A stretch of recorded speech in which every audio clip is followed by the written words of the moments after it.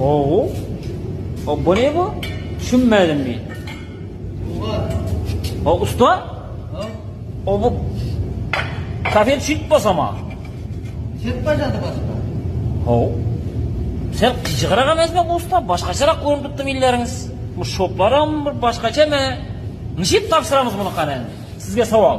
O mana kristik koyup koyupmiz. Aha. Kristikler var, şoplar var. Urvin. Tuppa o'rtibdi. Mundayna, mundayna. He, eker qarasana sana o'rin to'rdiribdi, hamma yoqni o'lchasangiz. He, bu işte o'rin to'g'ri kelsa bo'ldimi usta? Hada, buni zo'r chiqarib qo'yibdimi? Shuna qarasan-da, boshqa ne yo'q? He, o'riningiz to'g'rimi axir? To'g'ri, ko'z oldida. Qana bu stenolardan ko'rak qana? He, o'rinda gap yo'q, ha? Значит, kafeldami gap? Ya bunga o'kcha balandlar minganman, eshitganmi? Usta? Buni bilmayman, men urvinga qarayman. He, o'ringa qaraysiz bo'ldi. He, bu yoqqa yursangiz ham to'g'ri ko'rsatib turibdi. Nega borsangiz ham to'g'ri, ha? Bo'ldi usta. Emalab bu ketishda topshirib olsak bo'lgan usta.